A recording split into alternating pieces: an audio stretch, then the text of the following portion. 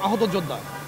সুতরাং এখানে আন্দোলনে আহত কারা হয়েছিল, প্রশ্নটি ছিল কারা হয়েছে? যারা কিনা যখন গুলির সামনে দাঁড়িয়েছে, যখন গুলি করতে গিয়েছে, কিছু শ্রেণীর মানুষ তারা পিছনে গিয়েছে, কিছু শ্রেণীর মানুষ তারা সামনে গিয়েছে। সুতরাং যারা সামনে গিয়েছে তারা হয়তো গুলি খেয়েছে।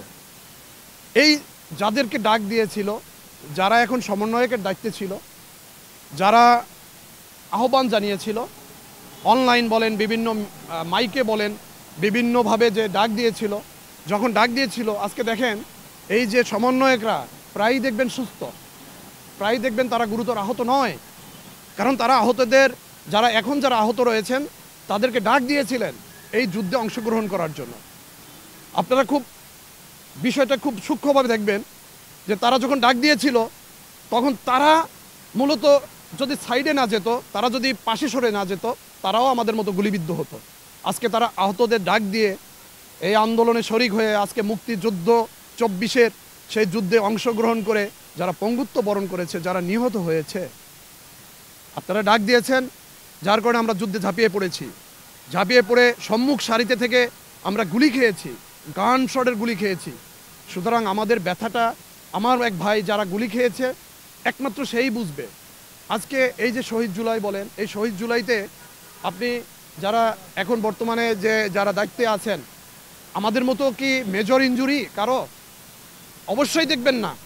তারা সুস্থ এবং তারা আমাদের সেই কষ্টগুলো ফিল করতে পারে না। প্রকৃত একটা ভাইয়ের পায়ে গুলি লাগছে, সে খোঁড়ায় খোঁড়ায় হাঁটে, সে ফ্যামিলি তার কাছে এখন একটা মহাবড় বিপদের সম্মুখীন যাচ্ছে, তার ফ্যামিলিটা পুরাটা। আপনি একটা জিনিস চিন্তা করেন, সেই ফ্যামিলিটার অবস্থাটা কি? যখন একটা ফ্যামিলির একটি লোক ইনকামের সোর্স থাকে, সে যদি গুলিবিদ্ধ হয় তাহলে তার সিচুয়েশনটা কোন দিকে দাঁড়ায়? আজকে আমি সমন্বয়ক হয়েছি, আমি যদি সেই গুলির, সেই আহত সেই ভাইয়ের কষ্টটা উপলব্ধি না করি, আপনি কি মনে করেছেন যে আল্লাহ প্রদত্ত 15 বছর পরে যে বিচার হয়েছে, আবাবিল পাখির মতো যোদ্ধারা যখন ঝাঁপিয়ে পড়েছিল এই শেখ হাসিনা স্বৈরাচার সরকার, মনে করেছেন যে আমাদের এই খালি অস্ত্র ছাড়াই আমরা তাড়িয়ে দিতে পেরেছি? এখানে আল্লাহর হুকুম ছিল, তার পাপের প্রাচিত্যর একটা সময় ছিল। আপনি ভুলে যাবেন না যে আমরা চেষ্টা করেছি মাত্র।